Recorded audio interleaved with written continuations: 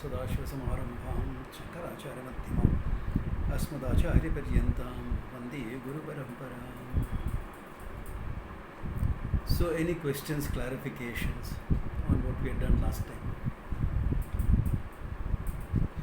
Nimitta matram bhava savyasacham, that is the main thing there. It's all clear or? Okay. Just to highlight that nimittam again, because somebody asked me privately. A nimitta means an instrument. Okay. Remember, it has Sanskrit words always have more than one meaning. When you say nimitta karanam, it is different.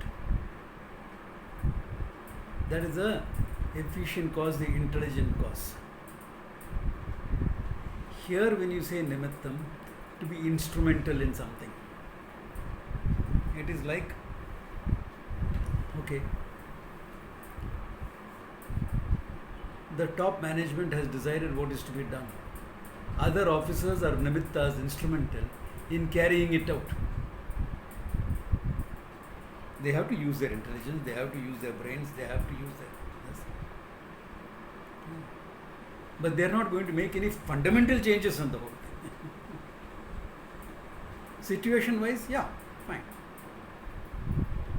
So similarly here, okay, nimitta matram. See, every religion talks about some master plan of Ishvara, okay? Some master plan is always talked about.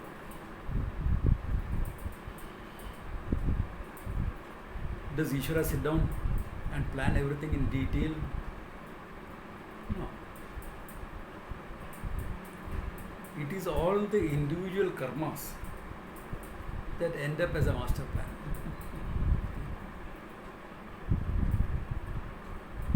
That is why with your karma you can change certain things also. Certain things can be changed. Like Shabuni sent me a few snippets of a play she had seen. It's an old Sanskrit play called Karna Abharna.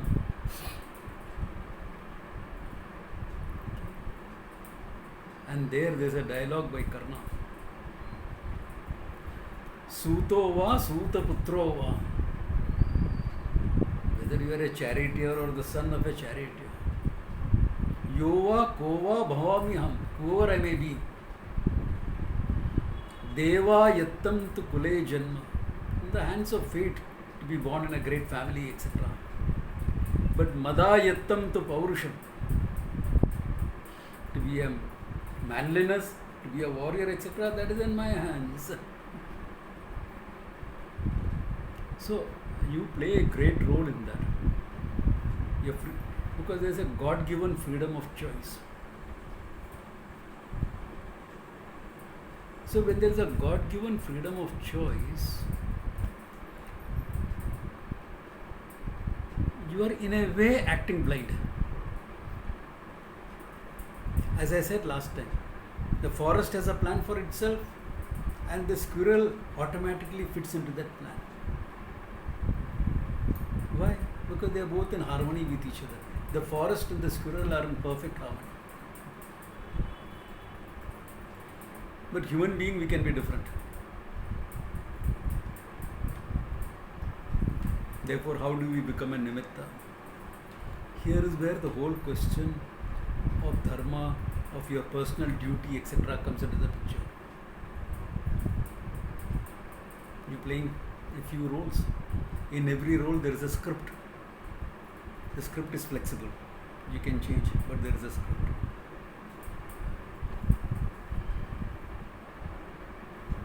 You take any role. There may be certain cultural variations, but the basic script remains the same. There will be cultural variation, individual choice variations, all that will be there.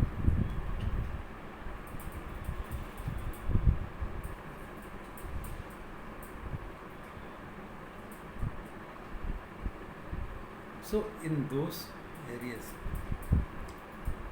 we become a nimitta by following our dharma. What is our dharma as a human being first? What is our dharma depending upon the roles that I am playing? Now, there may be certain statements that are made which may highlight something or the other. Like one statement that is very popular with Gandhiji, Ahimsa Paramo Dharma. But he was overplaying it without really looking at the other half of the verse.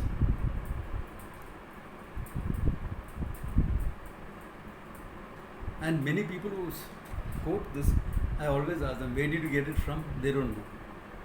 It's actually from the Mahabharata. All over the Mahabharata it is quoted, this verse. Ahimsa paramo dharma. Dharmo himsa tataivacha. But for the sake of dharma, himsa is also paramo dharma. Second part is conveniently dropped. That's why we became a nation of useless characters not willing to do anything. Even now we are the same.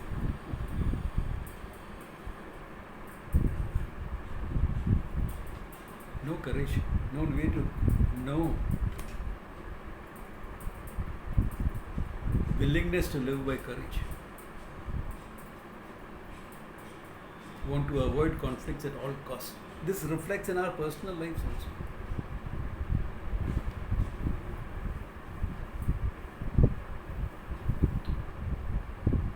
I can understand that when we are living under foreign rule, against Mughal rule, etc., British rule later on, Portugal rule in Goa, it was equally bad, all of them. And therefore some amount of don't confront, just survive came into the picture. But now also, same thing continuing after that. That is not ahimsa, that is avoidance. So in some cases, these type of things are highlighted because it's important. As I said, ahimsa is also followed by a soldier. Soldier, his job is to kill or to die. How will he follow ahimsa? Yeah, there is. The Geneva Convention, for example, that is the ahimsa that the soldier follows. Not that all countries follow the Geneva Convention. Everyone has signed it, but everyone doesn't follow it.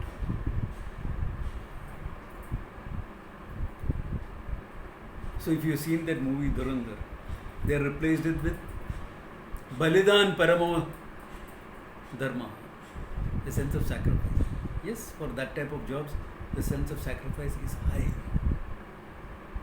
But these are all highlighting one or the other aspect. There is much more to it. The whole comprehension has to be there.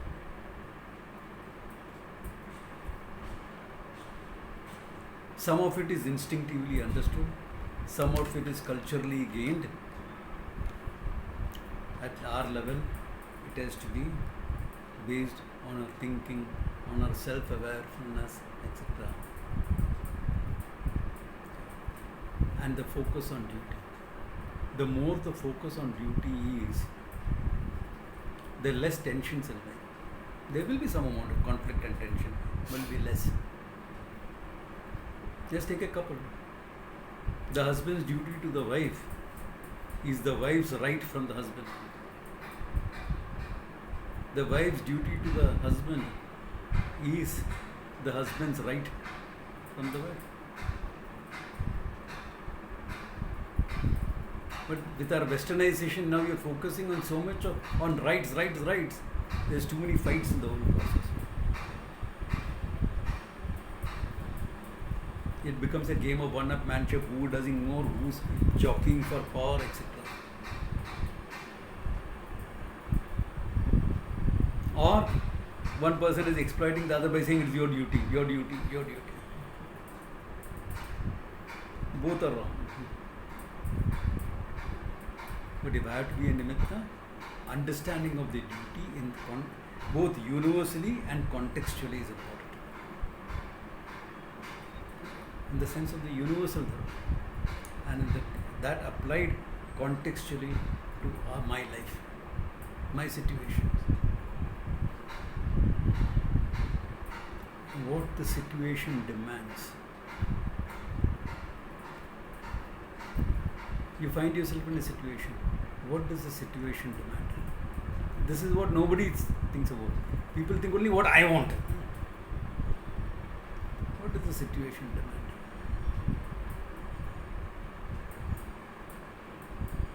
My old example, you find a character harassing a girl on the road. Oh, Baba, I don't want to get involved. What does the situation demand? If you are in that position, would you want somebody to help you or not? If it was your daughter, so you immediately understand what the situation demands.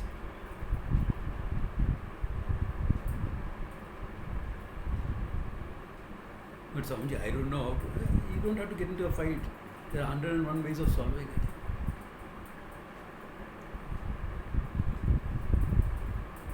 Swamiji, I don't know anything. You are a bloody human being, you better know. Don't duck the issue.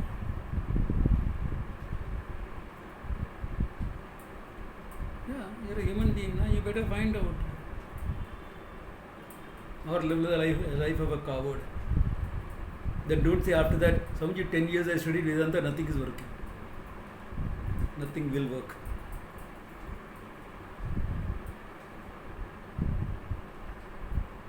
Really, I'm not joking. I'm calling a spade, okay?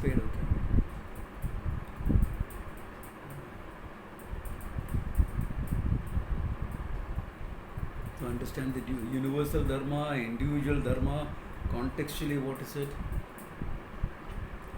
My dharma in the situation, the family setup I'm in.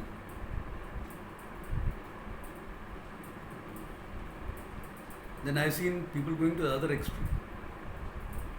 Oh, my dharma, I have to take care of my parents. Of course you have to take care of your parents. No two ways about it. But I mean, I have to do everything myself.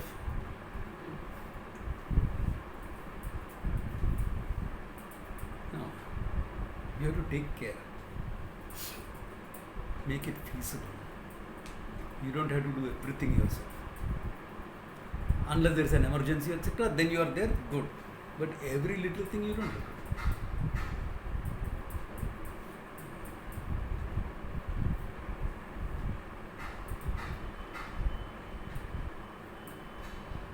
So, with a sense of balance, with a sense of understanding, then do it. It will work out well. That's what being a nimitta is. Somebody asked me whether nimitta was a wise person. No. Nimitta is a karma yogi. Nimitta is a karma yogi. A wise person is nimitta only for one thing, that is definite. What is that? Perpetuating this knowledge. He is a nimitta for that.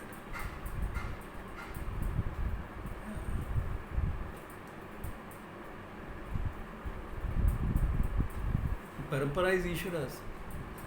Who is the originator of the parampara? We are all participants in the parampara. The parampara started with the Lord Himself.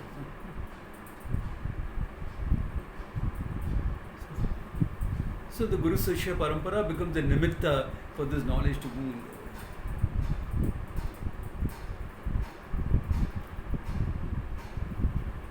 So that's where the whole thing is. Think it over. If there are any further questions, ask. Okay, shall we go ahead then? Okay. Then, last time we had done the 34th verse.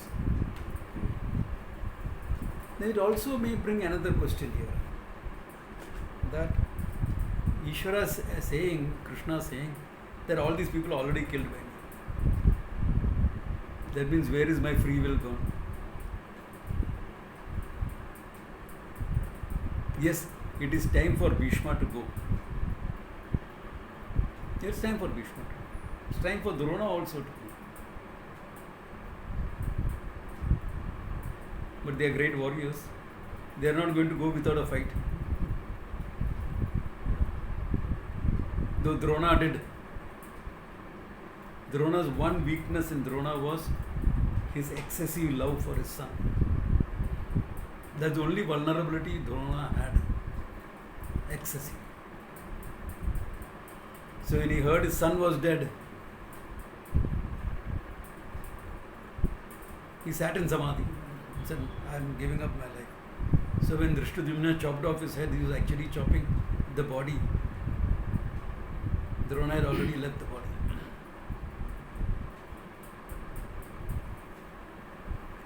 So Drona may have given up his life like that. Bhishma recognized it was almost time. And for universal, look at how Bhishma became a Nimitta. He showed what a person can do on his own. And when he recognized that for universal dharma to win, he had to step out of the picture. He could have stepped out by saying, enough, I have done enough for today. I am walking away, taking sannyas. He could have done that. He could have.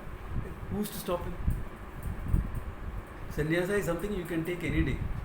As long as your guru allows it, fine. If your guru says, yes, I will give you the robes, fine. Nobody can stop you. He could have done that. But he chose a different way. He also became a nimitta in the Lord's hands. Arjuna, of course, was a nimitta.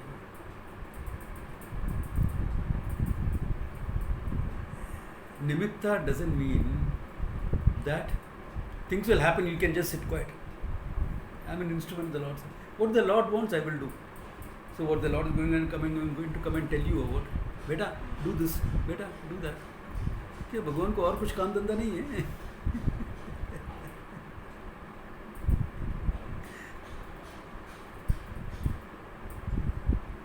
What are you waiting for? Some Akashvani or what? Hey champ, you are supposed to do this. Yeah? So certain situations in life are so complex, Yeah. that you don't know what role to play. Correct. So how There are complex situations. You think Arjuna's role was not complex? That's why the whole Gita came up. So that is why when we teach Dharma in India, see, most religions teach Dharma as absolutes. We shall do this, we shall not do that. Okay? Commandments. Or halal and haram. It's very black and white. But Dharma is not black and white. Dharma has a million shades of grey. Therefore, in India, it was always taught as case studies. Mahabharata itself is full of case studies. So many stories in the Mahabharata, all case studies about Dharma. What happens when you overdo something? What happens when you don't follow it? All that is shown as case study. So Dharma is always studied in India through stories which not really stories, they are case studies. But they are put in story form because Dharma is the first thing to be taught. So a child growing up itself starts understanding it. So maybe as a 5-year-old, he'll have a 5-year-old's understanding. But as he grows, and in India, we are all taught to think. I don't know how it is now, but in our times and older, we are always taught to think, not just to believe. Pariprashnena sevaya. Even when you go to a guru, you are supposed to do seva in form of questions. Therefore, because we are taught to think, as we grow, our understanding of Dharma also will become more nuanced. So there may be a time when you are in what we call a Dharma Sankata. Situation is too complex and I am too close to it. So one of the first things, if I have to handle it myself, is my sense of Vairagya should be high, objectivity. My Viveka Vairagya should be high. Samadama teaches you Samadama, to keep your emotions under check and then act.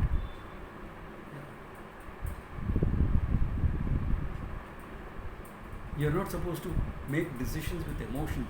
Emotions are there in the picture, but you are supposed to take a decision with clarity. So that becomes part of the picture. Still may be difficult. Find a friend, philosopher, guy to discuss it with. You have your teacher to discuss it with. These are all how you take a decision. It's how will I know my decision is perfect? There is no perfect decision. All decisions are inherently imperfect. Why? All decisions are made with incomplete knowledge.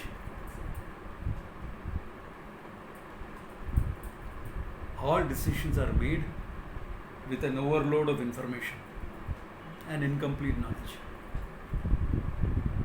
So you have to sift through all the data available to see what is useful. In my team building workshops, I used to do this.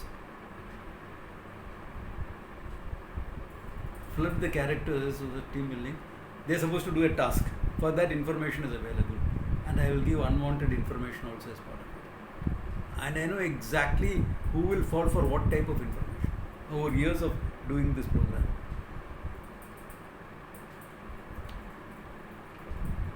Give some wrong numbers and figures, all the engineers will jump up onto that background. Give some emotional issues, all HR people, psychology, etc. will go into that.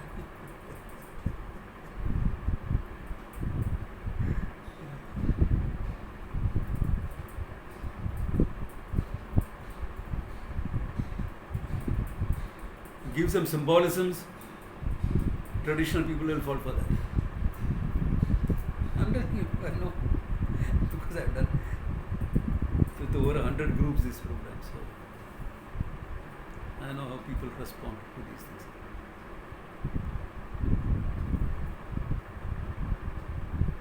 So, no perfect decisions. Information overload, especially in today's world. Or you'll let AI make your decision. Worst thing to do. You're handling over your decision making process to an artificial thing. If you need more information or subject matter, get it from there.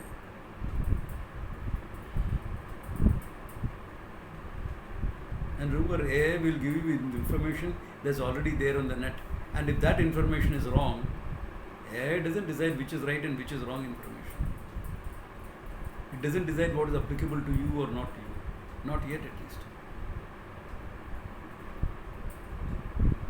It's a good tool to use. Don't let it become your master. You are the master. So use whatever you need and take a decision. And if it is wrong, you can correct it mid-course. You can modify it. You think every decision you took in life was planned out 10 years ago?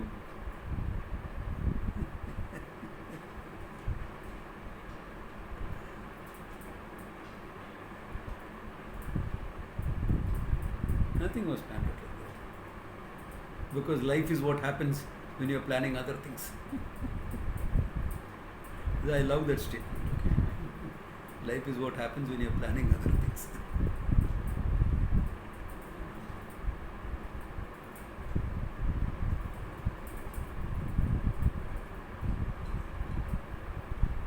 Samji, I don't plan. I go with the flow. You can't do that. If you are a sadhu, it's perfect. Agate swagatam kuryat gachantam na nivarayet. But you have to live like that. You must be free from personal desires. I want this, then go with the flow. But the flow is not toward there, it's towards something else. Then I have to steer my ship to that side. That means what? You're not going with the flow. Sometimes you have to go against the flow. These are all terms people bandy about as though it's great wisdom from the Shastra.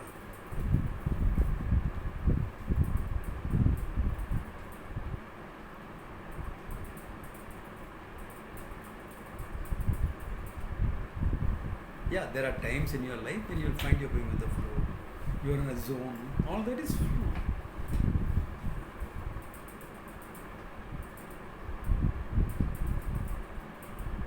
But God has given something here, you're supposed to use this. So, nimitta matram bhava.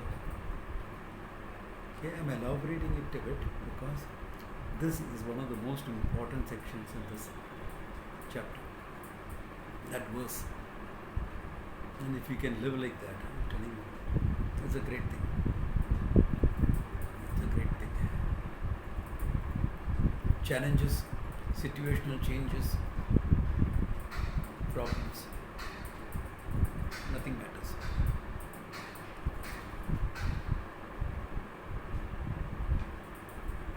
Okay. Then let us see how it goes forward.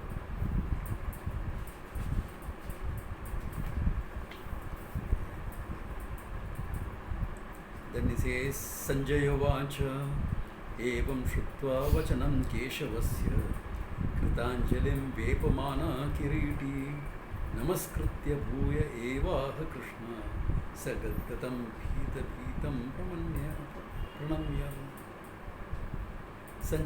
Then Sanjay interjecting in between. Okay. What is that? Evam shrutva vachanam keshavasya. Keshavasya evam vachanam shrutva. Having heard these words from Keshava, Kritanjalim vepamana kiritim. Kiritim, the crowned one. Kritanjali, with folded hands. Vepamana, trembling. How can you not tremble? What are you seeing is something so awesome. Vepamana kiritim. Namaskritya kritva, having saluted him, prostrated him. Okay, it's kritva. Bhuya evaha Krishna. He spoke these words again to Krishna. How? Sagadgadam. Okay, Sagadgadam. A voice that is faltering, a voice that is overcome by emotion. Bhita bhita pranamya. Okay, fearful. Fearful meaning awestruck with all things. Bhita bhita here means repeated like that. Doesn't mean that you are scared. Okay, bhita bhita. Awesome. Awestruck with all things. Pranamya, having saluted, he spoke these words. What does he speak? Arjuna vacha sthane krishikesha tava prakritya jagat prakarshati anurajyate cha rakshansi bhitani disho dravanti sarve namasanti cha siddha sangaha.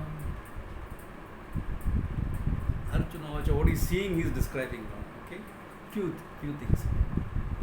Sane Hrishikesha Tava Pritya. The whole thing is very proper, he says. So previously he was confused by what he is seeing. Now that clarity has come in into his vision. He says, everything is in order.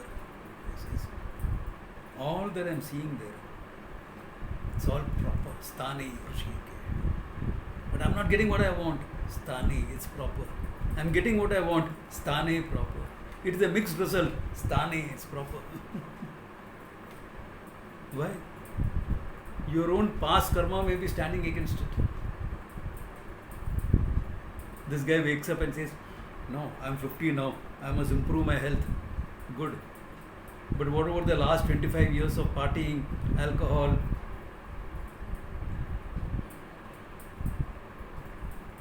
Are you going to get healthy overnight? 3 months I went to the gym. I only lost 2 kilos. Having so much of problem. Obesity, it has to be treated, not just gymming. Inflammation in your system. Well, 25 years of abuse.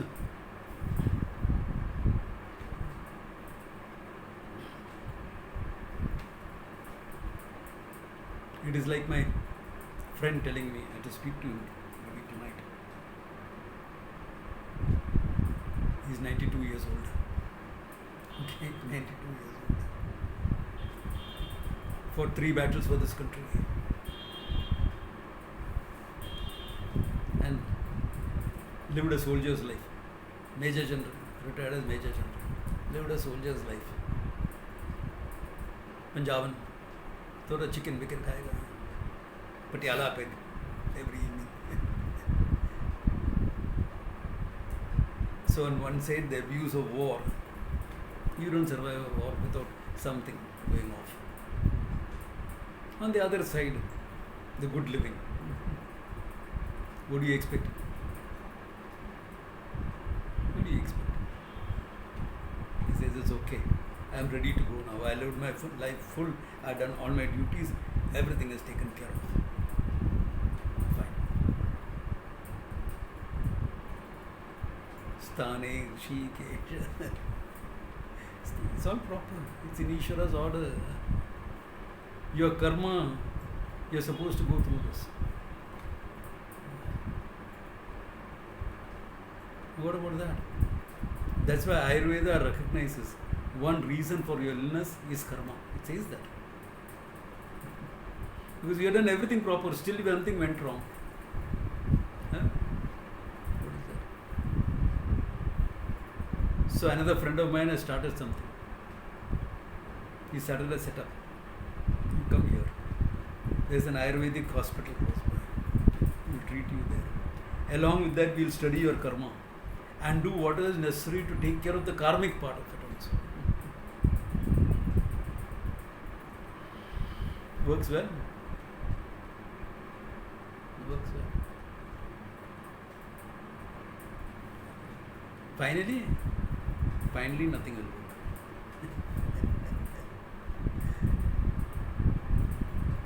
Shariram tu jarjari bhute.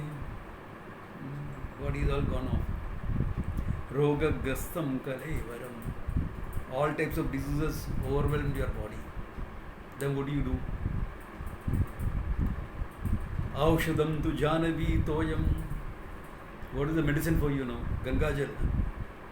And who's the doctor? Vaidyo Narayano Hari. Drink that Gangajal and be ready to go. Gangajal is symbolic of purifying yourself, ready for the journey. Some have been ready for the journey is not happening. My mother told me this. So who decides? The Lord decides. Karma decides. Lord decides means karma decides. Can you do anything about it? You can. You can. Like my mother did. No food, no water, nothing. Yeah, no. The Lord will have to take me. Took some time, but it did. So you can do something. Sit in Samadhi and go. You can do that.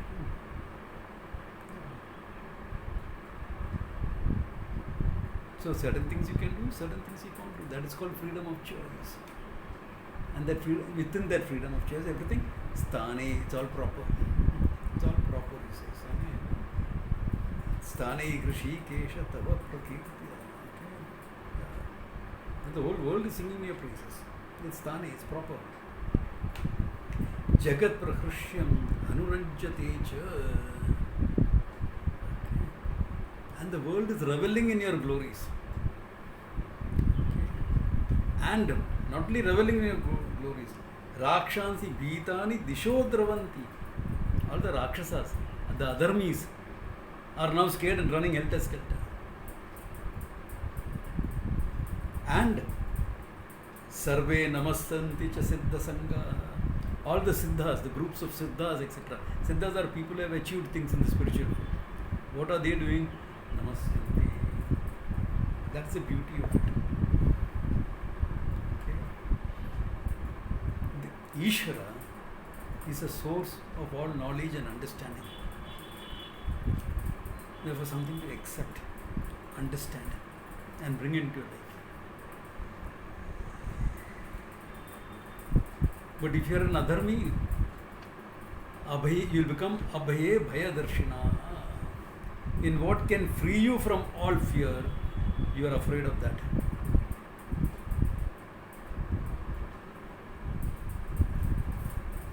How does the Lord free you from all fear? Everything. Invoke His grace. A lot of problems in life are solved. Some you have to go through karmically. Most of it is solved. Invoke His grace. Download His grace, to use modern language. Download His grace. How do you download? Your bhakti, your devotion, your prayers, all that thing. Download that grace. And finally, total abhayam of knowing the truth. Total abhayam. You know the truth. What is there?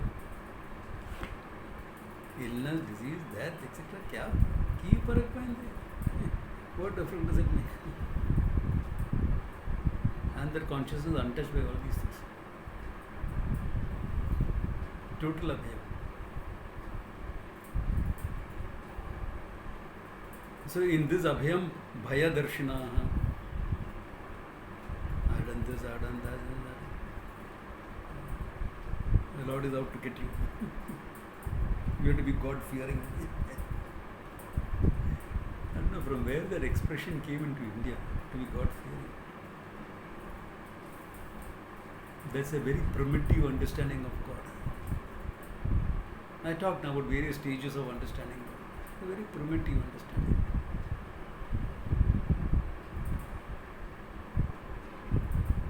The Old Testament, the Quran, etc.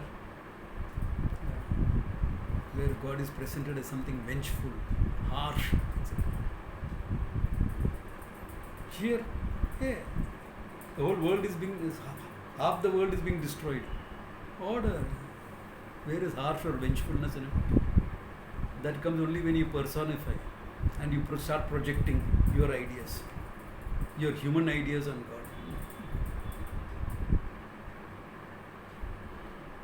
So, Rakshansi Disho Dravanti and Namasyanti cha Siddha Sangha. We accept. What has to happen will happen. We accept that. What we can do, we will do. That also we accept. Why? Because God has given me some abilities. The Lord has given me some abilities. So, I will do what I can do. So, this is exactly a Karma Yogi's life. Sense of acceptance on one side and sense of proactivity on the other. If you're only proactive, you're a highly stressed out individual. By 35, you are getting ulcers and heart attacks and everything. If you are only accepting, you will become fatalistic in life. मैं क्या करूँ, नसीब नहीं दिया साथ में.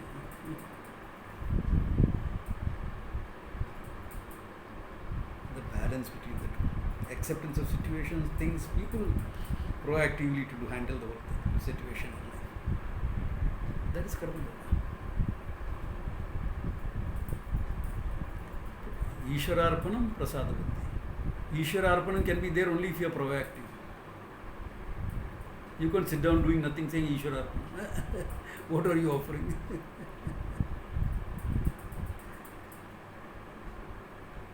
Prasada is after worship. After the offering only you get prasada. So prasadavati. Both imply that you have to be proactive.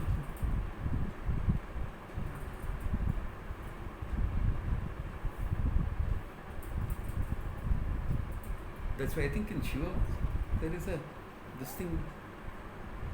I forget the text now. Shankara has written it.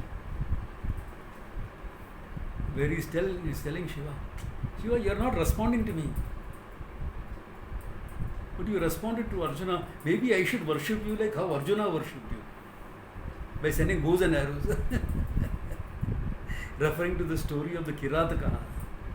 And Arjuna was doing tapas. Shiva came to him in the form of a hunter. Both shot the same bow. And they ended up in a fight.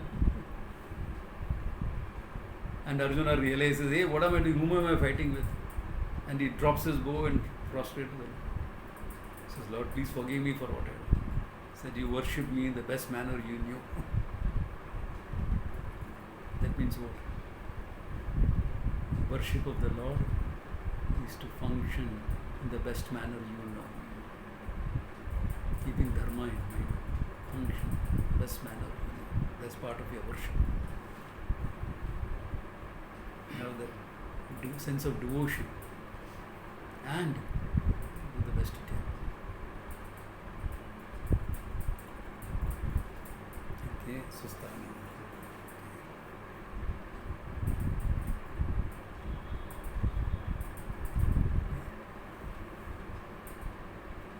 कस्माच तेन नमेरन् महात्मन् गरीयसे ब्रह्मणोऽपि आदिकर्त्रे अनंत देवेश जगन्निवासः त्वमक्षरं सदसत्परं ज्ञान.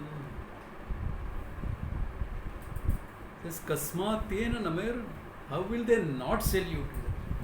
To understand Ishvara is to bow down to Ishvara. I am not talking the reality now. Okay? To understand Ishvara is to naturally have a sense of devotion. The more you understand Ishvara, the more real your devotion becomes. It's natural. We try to bring up our devotion without understanding Ishvara. That is our problem. The more you understand, the more natural the devotion is. That's why he says, Kasmat Tena Namir. How can they not do namaskara to you? He says. Why Gariyase Brahmanopi Adikatra? You're talking about Brahmaji as a creator. You are the basis for Brahmaji itself, he says. You are greater than Brahmaji itself. That is why Brahmaji is always being shown as supported by the lotus from Vishnu's navel. Because the sustains. Not that they are three separate entities, but presented like that. Okay? Ananta Devesha Jagannivasa. Hey Devesha, Devanam Isha. Okay. Anantam, the limitless. Jagannivasa, you are the abode of the whole creation. The abode of the whole creation. Tvam Aksharam, you are timeless. Okay? Limitless. Sad Asat Tat Param. Beyond what is Sat and Asat. Sat is what is manifest, Asat is what is not manifest. Here is not used in terms of reality to understand the contextual meaning. You are beyond both Sat and Asat. That means what? You are that absolute reality on which the manifestation, the non-manifestation depends on. The manifest and the unmanifest depends on you, the reality. That is what you are.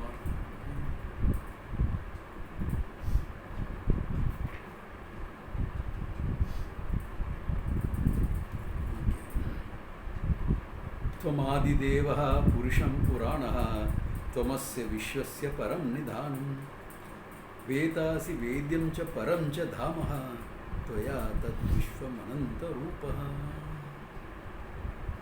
त्वमादिदेवः, you are the beginning of all the devas, the divine beings. Okay? Purushah Puranaha, the ancient Purusha. Purusha, as I said, has got two meanings. Pura Ushati iti, that which is there in this body, Purusha. And Pureti iti Purusha, that which fills up the whole creation. That means what is there in this body, you, the consciousness, the one that fills up the whole creation. And now that same expression is used for the Lord also, Purusha. Purusha. Tomasya Vishwasya Param Nidhanam. You are the absolute abode for this whole manifestation, for this whole creation. The moment you say manifestation, there has to be a reality, no? There has to manifest. And where is it? You, Ishvara itself. Okay? Vetasi Vedyam cha Param cha Dhamaha. Okay. Vetasi, you are the one who knows the whole universe. And you are the one to be known. Why? What is the final goal?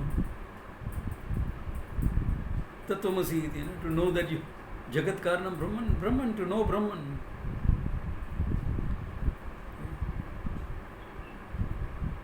The final goal is what? Of moksha and life, to know the truth. Therefore, you are the know, and you are the only one who knows the whole creation, because the whole creation has manifested from you. So, Tvamasya Vedyam cha Param cha Dhama. Okay? And you are the final abode for everything. Tvaya tat Vishwa Ananta Rupam. From you alone, this Ananta creation has come, this endless creation has come. These are all words of praise, some reality in it, some this thing. It's a mixture of his philosophical understanding, his spiritual understanding, and the emotional response of having seen Ishvara in this form. Both are involved in this. Okay? Predominantly, it is based on the emotional response, but there's a lot of things also here.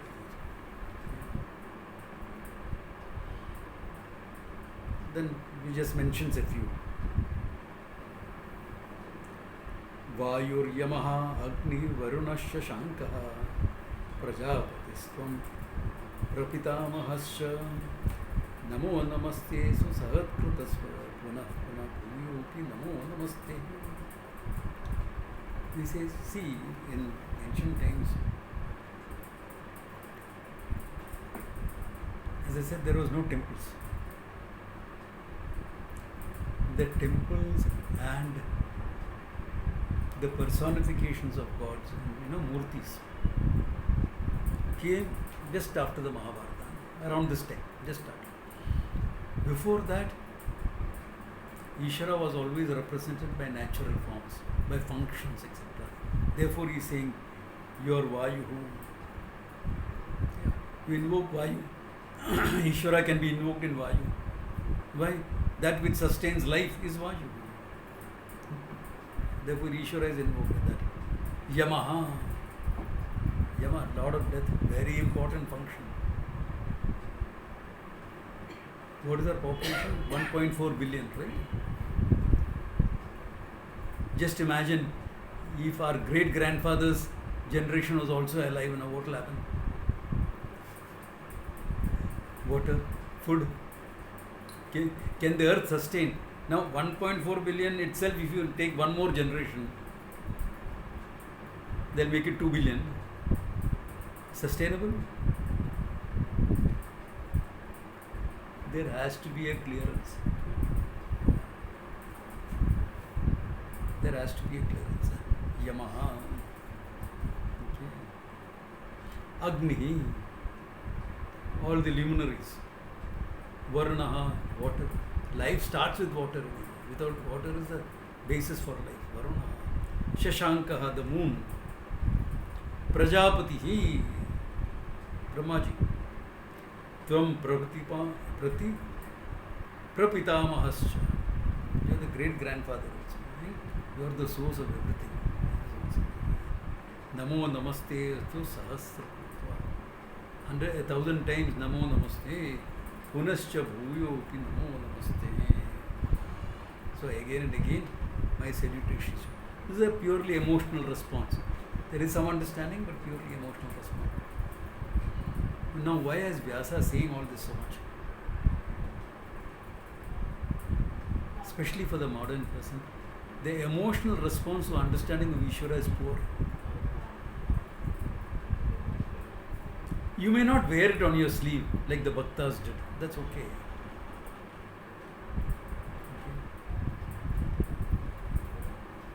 Put all the names in this and that and Nam Bhakta. If you don't do it, okay, that's all right. But do you have that emotional response? The Lord wants it will be done. Chalo. What are you? Nimitta in the hands of the Lord. That's also bhakti. Do you have that? That emotional response. What can go wrong when the Lord is with me?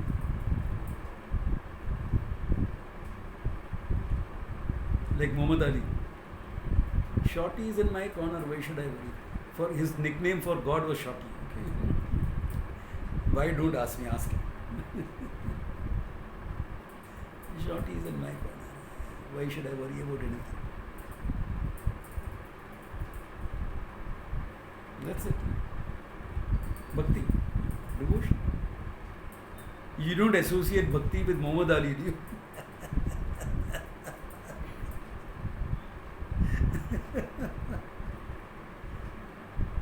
But he had more devotion than many of the spiritual people I have seen.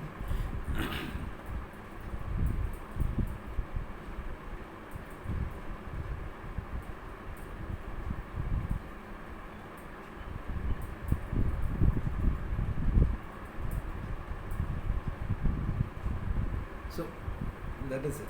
Okay. The emotional response is important. That's why Vyasa is elaborating it. Because it's poor in many of us. First of all, we are not emotionally responsive. Why do you think the whole institution of marriage was there? Of love? Hoping that some amount of emotional response will be there in people. Parenting, thoda emotional response rahega.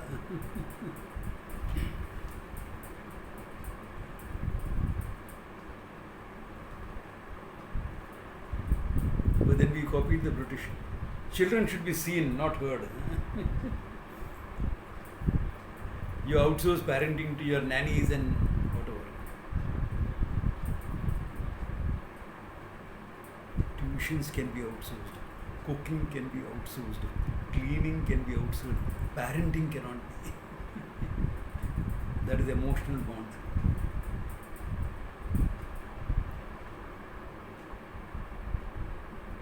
There's a corporate. So I was doing a program. So there was a senior officer. It was his wedding anniversary. But after the program was over, he was supposed to do 4 hours of work in the evening. Now program gets over at 5:30. Okay? 4 hours after that, 9:30. Then he has to reach home. So it's a bloody wedding anniversary. What are you doing? So the vice president is saying, Swamiji, we have taken care of it. We have ordered a bouquet for his wife with some gift. Everything is being done. So I did something which, as a sadhu, we don't normally do. So I hired a partner for her also for the evening. Swamiji, what are you talking? Exactly. That's what you all are doing, no? You think everything can be outsourced. I don't want to talk about the company, but some of you will recognize which company this is. I'm sure people like Suresh and all recognized immediately which company it is. Outsourcing everything. What nonsense is that?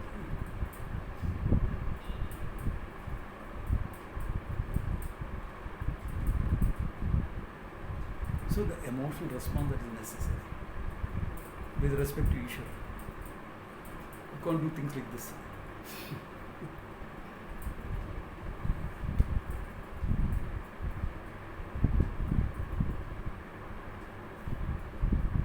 Yeah, if you have an assistant, you're senior enough. If you have an assistant to do a few things for you, that's okay, that's one thing. But whatever emotion this response is up to you. So same way here. Ishvara is all one-on-one. There is no outsourcing. Your understanding of Ishvara and the emotional response. Your understanding, emotional response. That's it. There are no two ways. And where we suffer is our emotional response. So get that. That's why. Otherwise, why should in the middle of the Gita Vyasa elaborate all this?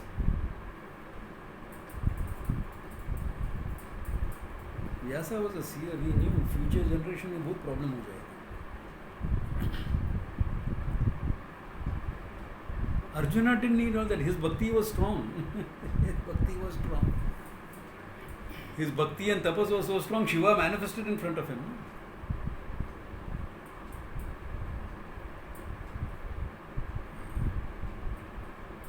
He doesn't need it. It's for you and me.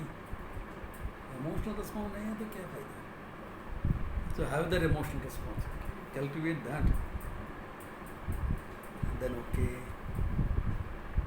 Namah purastad atah prashrishta namaste te sarvatas eva sarvam ananta viryam ativikramasvam sarvam sapatnosi tatosi sarvam. Namas purastad. Namaskaras to you from the front. But where is front and back for the infinite?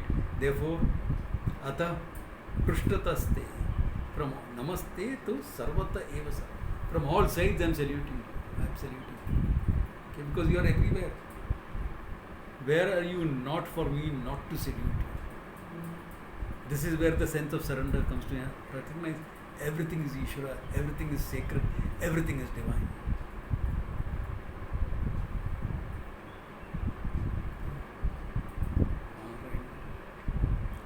Ananta Viryam of endless powers. Ati Vikramastam. Great courage, this, that, etc. Great capacities. Sarvam Samapnoshi.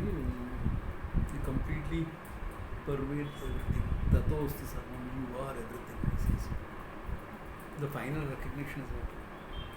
what is there that is not separate from Ishvara? Ishvara includes everything in itself. The good, the bad, the ugly, everything. Good, bad, ugly, or etc. You and my ideas, isn't it? What is good, what is bad, what is ugly? We think an octopus can be ugly. My God, what it is like. For the octopus, we may be ugly. Yeah. Because the octopus idea of beauty will be different from our idea of beauty. In Valmiki, I told you all before once, I said this before. The discussion among the Rakshasis guarding Sita. How can Ravana fall in love with a woman like this? She is so slim. She doesn't have a belly. Have you seen some of the beautiful belly dancers? They all have a bit of a belly, okay? They are not 25-inch old waist. No, they all have a belly. Otherwise, how can you belly dance? How can you do belly dancing without a belly? And they are very beautiful women. Don't ask me how I know all that. Okay? You know what I was before I became a sadhu.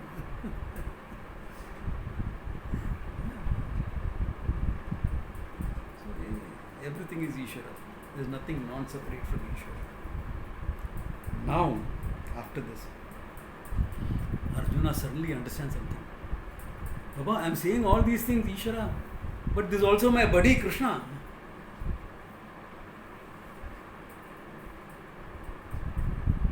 So his relationship to Krishna also undergoes a change because he recognizes what Krishna is. This happens to all of us. For me, Pujya Swamiji was a friend philosopher. Someone whom I could go to discuss anything and everything under the sun because his logical precision was so much, I could get insights. We're just discussing things. So, friend philosopher. The moment the student in me was born, my relationship with Swamiji underwent such a qualitative change. I still would sit down and crack jokes with him, that's a different thing. Still would discuss anything under the sun with him. It underwent a qualitative change at the same time. Because suddenly I recognized him. That this man is one of the greatest teachers of the century. I am not joking. I am saying this in hindsight. I recognized him as a great teacher then. But that he was the greatest teacher of the century, I recognized later because I met great teachers in my life after that. I have been blessed in that. Met some really phenomenal teachers. But this man stood head and shoulders over all of them. So it undergoes a qualitative change. Though nothing changes and everything changes. So now you have Arjuna's response coming from there. Okay, very beautiful response, but that's a whole topic by itself. Okay, we'll see that next class. Okay, and those who understand attending the Sunday class, no Sunday class this time. Okay, it's my students' POP, my youth group POP. Yeah, it's a good place to stop. Om Tat Sat.